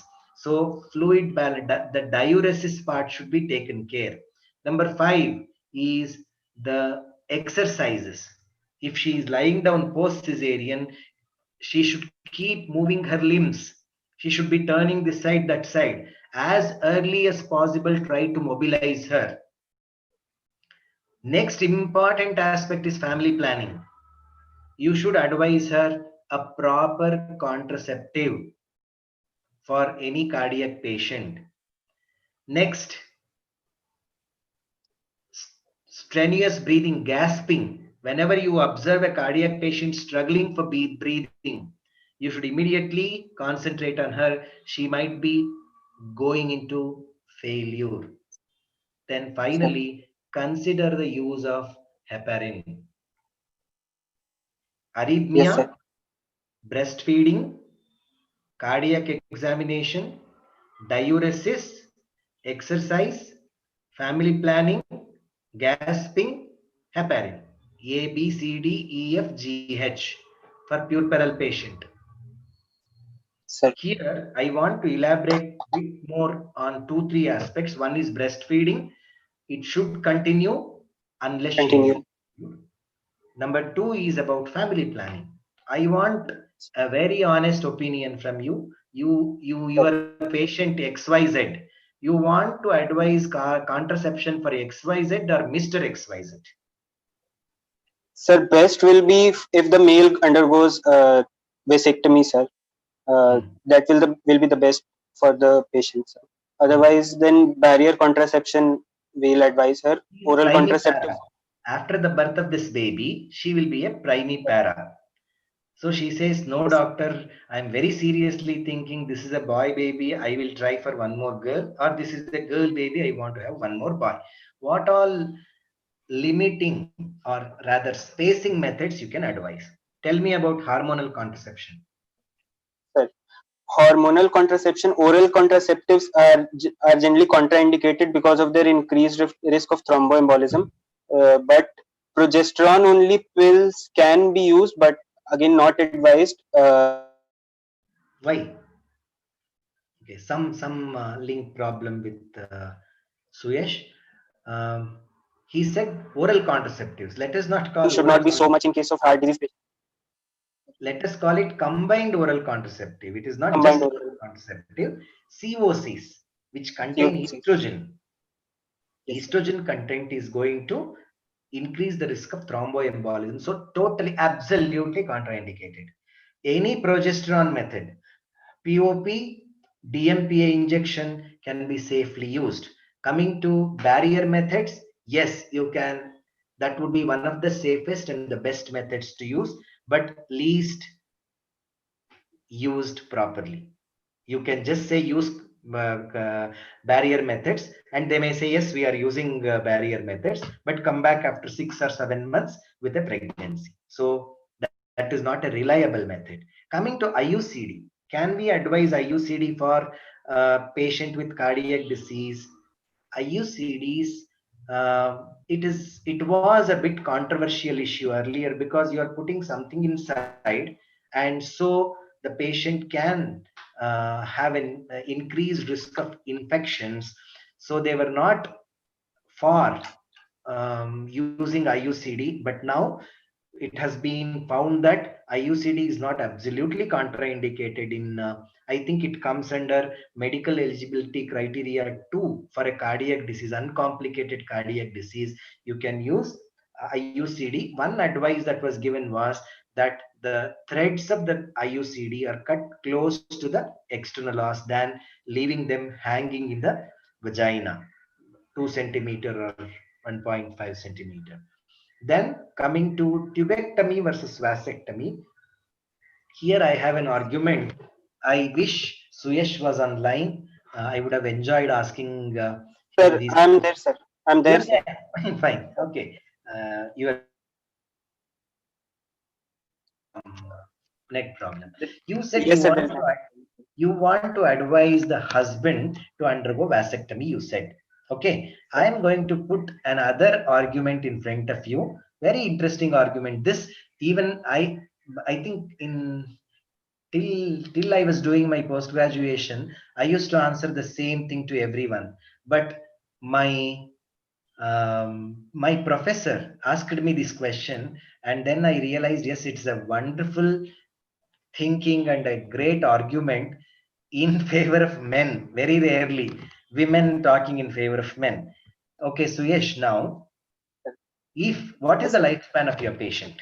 What are the chances that she either continues for the next couple of years, or what are the chances that she will die because of a cardiac disease? But she is NYHA grade 1, so there is very less risk of. You can guarantee that she will live for another 25 years? Guarantee.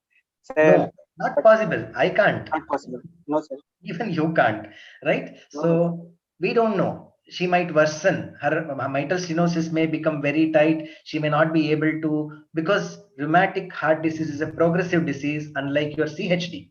CHD causes problems because of the shunt reversal. That is the problem there. But in RHD, the condition worsens. That is the problem. So if she worsens and dies, what should the husband do? What is the age of the husband now? Sir, now 27 years. 27. God forbid, think she dies after 3 years. How Yes. old will he be? 30 years. 30. What should he do? Yes, sir. So No. in that case, What is your idea? Should he remarry, or he should dedicate his rest of the life to the dead wife and just keep quiet? his personal opinions, personal decision. Yeah, absolutely, you're right. It's just to take you on a lighter side. I just asked this question. No reservations or no personal opinions. Yes, there is a Sir, very high possibility that he wants to marry again. So you have done sir. vasectomy for him. Yes. Hmm. For him. This is the argument which my professor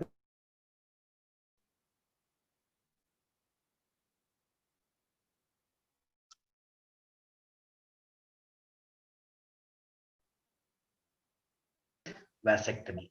So I have changed. I teach all my students that tubectomy probably should be considered in these women as one of the options, unless the husband himself volunteers, make them sit together and talk to both of them, and then decide about what is to be done.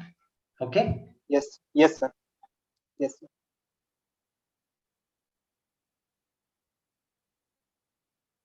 Yes, about the family planning aspect of it, right? So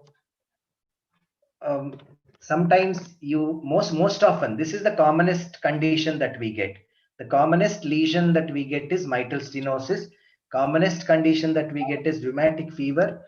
And as I was telling you, the chances that the patient mm, goes into a stage in which we may lose her are quite rare.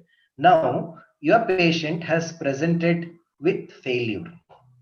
You have Yes, sir. diagnosed failure.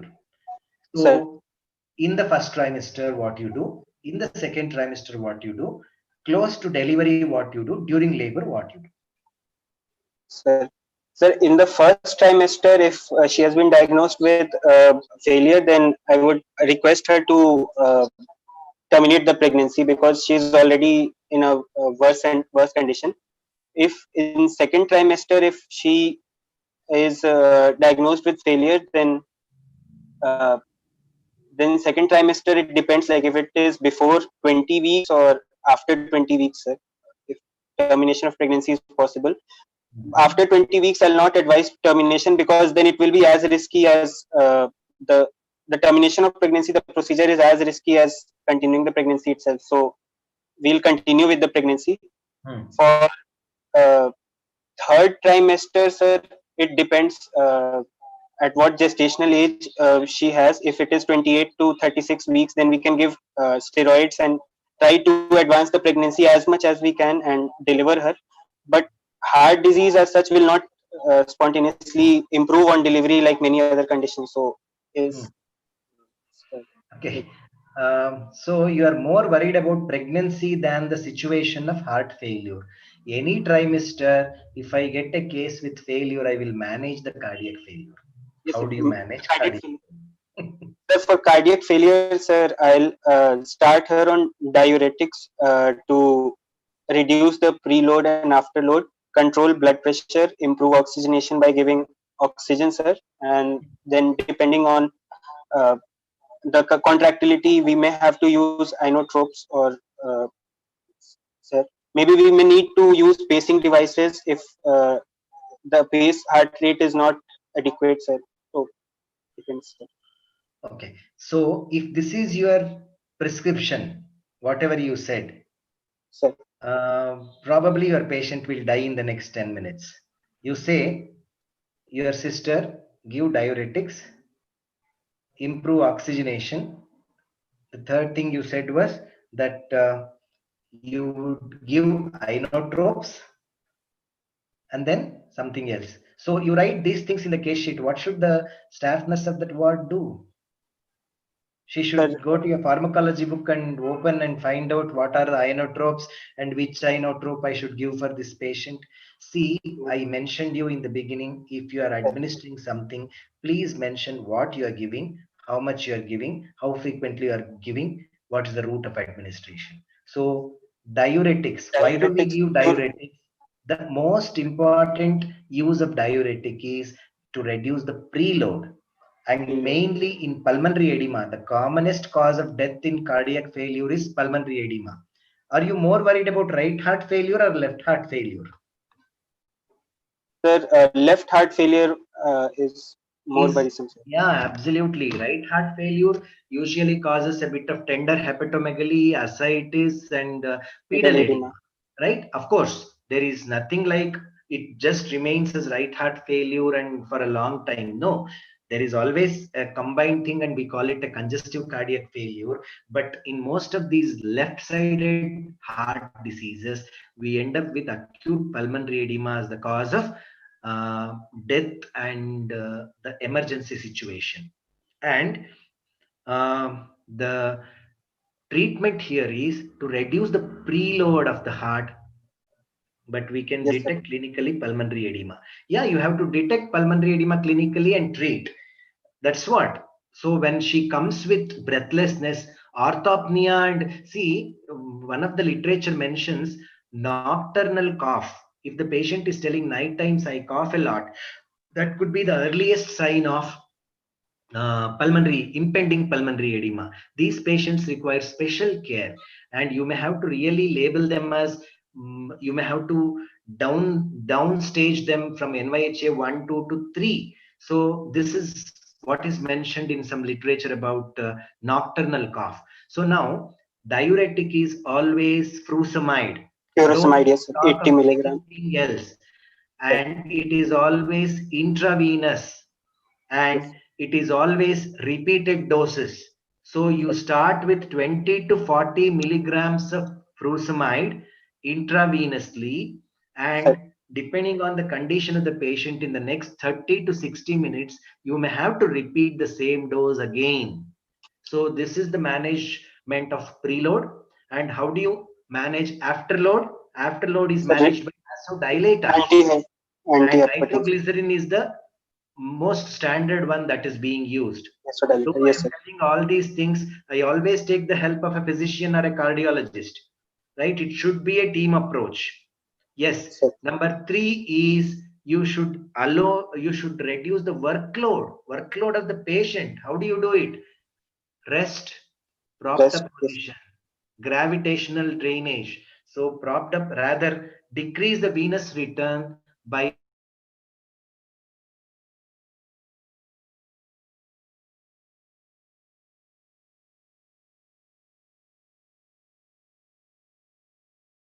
and you have mentioned this, that you have, it could be 4 to 6 liters per minute, right? There is no need to Sir, ventilate her. You can just put a face mask, and with 4 to 6 liters of oxygen per minute, you should be able to manage her. And the inotropes, positive inotropes, that is, you have to use digitalis, you digitalize her. As an yes, sir. obstetrician, I really will not be an expert in digitalizing a patient. If someone says give 0.25 milligram of digitalis orally, I can give. But to start with, usually they give about 5 tablets. 1.25 milligrams of digitalis is given, followed by, I think, 4 to 6 hourly 0.25 milligrams. So this has to be given. And with all these problems, a bedridden patient, a pregnant patient who has a very high risk for thrombosis, don't forget to use heparin, right? You're not connected, Suyash?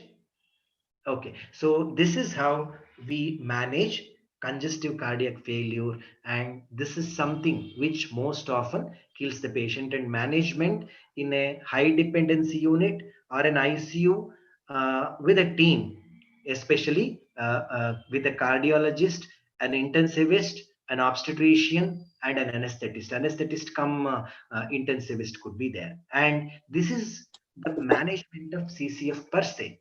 And as you said, if you encounter a congestive cardiac failure in the early first trimester or up to the stage wherein termination is possible, you can definitely advise her termination, because continuation of pregnancy could be really dangerous for her life.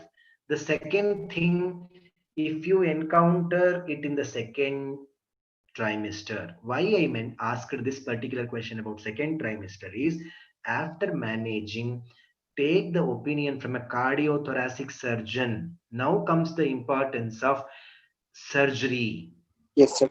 cardiac surgery in a pregnant woman. So what are the things that can be done in a pregnant woman, and how do you go about? Any idea? Okay, again, I think there is some problem with the connection. Cardiac disease, usually they go for a mitral commissurotomy, less invasive methods. Yes, balloon valvuloplasty is done.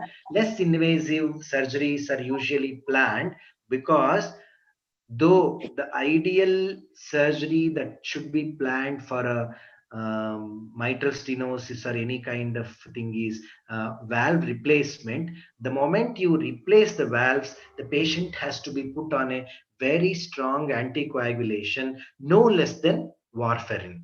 And you know, warfarin has got lot of problems on embryopathy in the first trimester, and in the third trimester the reversibility of action of warfarin is very difficult to achieve. And these cardiac patients, I made a mention about the induction of labor. Usually, cardiac patients go for spontaneous labor. Many a times they go for preterm labor rather than going for post-term or reaching term. That's why the need for induction doesn't arise very frequently in cardiac patients. So these post-operative patients still carry the risk of that preterm labor, and suddenly one fine day patient on warfarin goes into labor, you have a lot of problem managing her bleeding. So there is no very effective antagonist for warfarin excepting giving a bit of vitamin K and the fresh Free frozen. fresh frozen plasma. You have to give FFP. That's the only way. That is why warfarin is ideally avoided, and the more invasive surgeries like valve replacements are avoided, which are reserved for interpregnancy period.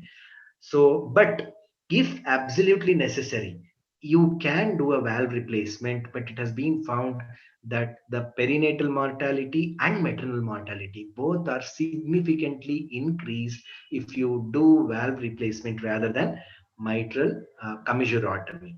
Percutaneous mitral valve commissurotomy is one of the most ideal balloon valvuloplasty. And the worst lesion to have would be the aortic problems, the aortic stenosis, which is, where do you put the diagnosis to be in aortic stenosis, the etiology, Suyesh? Sir, aortic stenosis, sir, in sir in uh, sir, a question I couldn't get, sir. Okay, what is the, no, we make an etiological Sir, diagnosis, no, mitral stenosis of rheumatic origin. yes, sir. So what Sir, about Sonakshi? I am sorry that class sir, classification, I'm not very sure about it. sir, Yeah. sir, aortic stenosis most commonly is congenital because of bicuspid aortic Bicuspid valve, sir. aortic valve is the commonest cause for aortic stenosis. So it Aortic is stenosis. most often a congenital disorder. And this congenital disorder doesn't exactly manifest with pregnancy alone. So this patient ideally undergoes the valve replacement before planning surgery, and then the condition should be optimized before surgery. She should have a good preconception counseling, all the drugs to be manipulated, and the ideal way to manipulate these patients would be the first 3 months.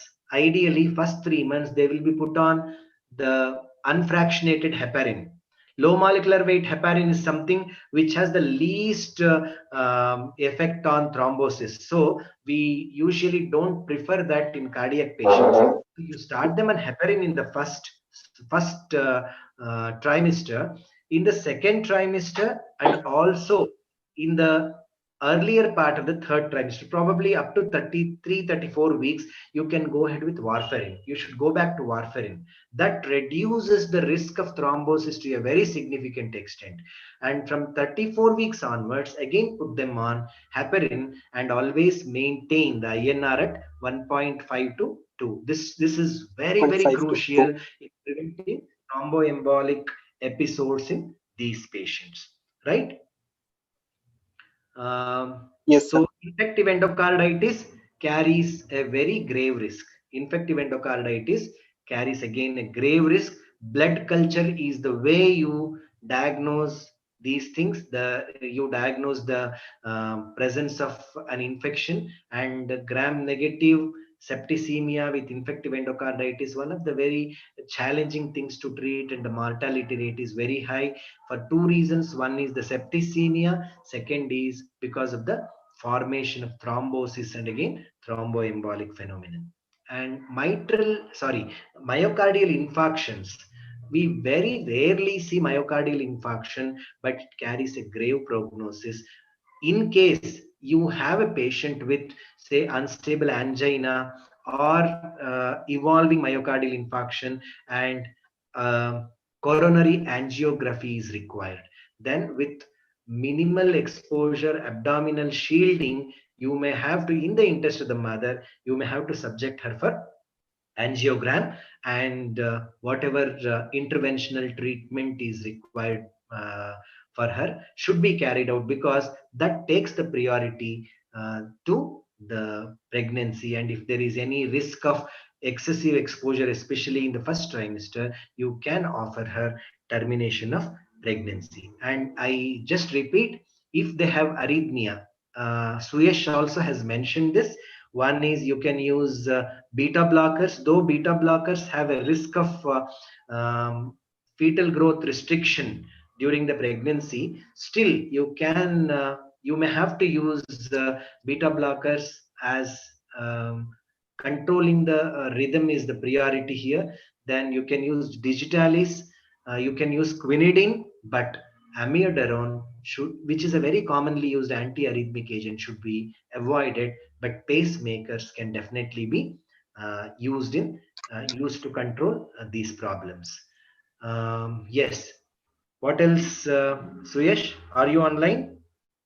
Yes, sir. I'm there, sir. Anything else? Uh, mm, I think no, sir. congenital heart diseases, yes. ASD and VSD people do very well, but Eisenmengers, they usually have a lot of issues with because of the pulmonary hypertension. Reduction. Pregnancy is contraindicated. And any special precautions during cesarean? If you are planning for a cesarean, any special precautions to be taken? Sir, in cesarean section, sir, we'll use GA for certain indications, certain heart diseases, sir. Yes, yes. For example, if the patient is suffering from a dilated aortic root or pulmonary hypertension, we will prefer general anesthesia over spinal epidural, sir. See, anything which is aggravated by hypotension, because the output is so fixed in certain conditions that hypotension can suddenly decompromise the patient. So in such cases, to avoid hypotension associated with epidural anesthesia and subarachnoid block, general anesthesia may be preferred. Any other intervention? That second intervention would be the fluid load. That should be taken care. And the third important intervention that one should consider is the avoidance of supine hypotension syndrome. What is it? Okay, Sir, again, because of the pressure of gravid uterus on the inferior vena cava, so the venous return is compromised, so there can be hypotension in the supine position. So the patient has to be positioned in a left lateral position. see, can you do cesarean in left lateral position? No, sir. Yeah. So what should you So, do? sir, You have observed reverse what is it? reverse Trendelenburg position. No, Trendlen, what we do. No, there is a clear-cut recommendation for that. Raise the right half of the body by 15 degrees. That removes the pressure of the uterus of the vena cava, right? So 15-degree raise, just keep a small wedge. As if you observe henceforth when you go to the OT while doing a cesarean, because this can happen in every case, not only cardiac patient, they just make a small roll of a pillow or the bed sheet into a small roll and push it beneath the bed on the OT table on the right side of the patient. Or if you have a facility to move the table, tilt the table, give a tilt of about 15 degrees to the left. This is going to remove the pressure of the gravid uterus, and supine hypotension syndrome can be avoided. Anything you want to say about the prophylactic antibiotic? You made a mention. What is the indication for prophylactic antibiotic in an ideal situation? Sir, prophylactic antibodies are indicated in case there is a frank pelvic infection or UTIs. In that case, we give. Sir, it is, I asked about prophylactic. In case of infection, if you give, it is called treatment. Okay, treatment. so prophylactic antibiotic, what you mentioned as gentamicin and ampicillin or Ampicillin, vancomycin, yes, sir. gentamicin, are not Sir, advised, recommended by any professional body. It is sir. only for procedures in which the genitourinary or GIT system is opened or invaded. You are giving prophylactic antibiotics. Otherwise, there is no need for prophylactic antibiotics, is the recommendation. But because of the situations in certain countries and in certain labor rooms wherein 100% asepsis is not guaranteed, we are following this usage of prophylactic antibiotics. Otherwise, prophylactic antibiotic usage is not required. One small word about post heart transplant. Cardiomyopathy sometimes can end up with um, heart transplantation. Can they become pregnant post transplant? Yes, sir. Sir, they fall in WHO grade 3 or 2, sir. So they can become pregnant. There is significantly increased risk, but they can become pregnant, sir. Yes. Uh, There are instances, I think more than 60 or 70 cases across the world. Post transplantation pregnancies have been reported, and they have to continue the immunosuppressant drugs which are safe during pregnancy, and it needs a very energetic and supervised monitoring throughout the pregnancy of the patient. It is not contraindicated. They can definitely go for conception, right? So yes, sir. if you are dealing with an hypertensive heart disease, you very rightly said you have to be very choosy with your antihypertensives. Your AC inhibitors, ARB inhibitors, and certain beta blockers have to be avoided in pregnancy, and selective say calcium channel blockers and the alpha beta blocker labetalol, these things have to be manipulated, and you may have to start all these things well before conception. So there is a very important need for a preconception counseling in all these patients. Preconception counseling should aim at finding out what is this lesion, what is the etiology, what is the functional state of the patient. Because we kept on telling avoid pregnancy if she's this that, if she's NYHA 3 4, or offer her abortion, etc. But if you try to do all these things in the preconception period itself, which has to be impressed amongst the public that with these things, with any kind of associated morbidity, it is better to have a preconception counseling. Then you risk stratify, counsel the patient, let them plan the family properly, and then after manipulating all the drugs and wherever it is feasible, we were mentioning about surgeries, let them finish the surgery and then become pregnant. So this way you can try to improve the outcome in the cardiac disease to a significant extent, though 2 to 7% is the general mortality of a cardiac patient. We say out of 100, 2 to 7 die, but that 2 to 7 for that family is 100%. So we should try to improve the preconception care, streamline the antenatal care, supervise the intranatal care, advise during the postpartum period, stress on the importance of limiting the family and optimizing their health. Shall we conclude? Yes, sir. Yes, sir. Thank you, sir. It was indeed a comprehensive clinical class. The discussion was very useful for us. Thank you so much, Dr. Srinivas, sir, for teaching and guiding us. We are ever grateful to you. Need your blessings, guidance, and support throughout. And it was a great effort by the presenter, Mr. Suyash Singh. We could learn a lot because of your well-prepared presentation. Thank you. And we Right. also thank all the participants who were enthusiastically answering and were actively involved. Thank you, one and all. Suyesh was really had prepared very well. So congratulations and good luck for your exams, Suyesh. Thank you, sir. Thank you so much, sir. Bye. Bye.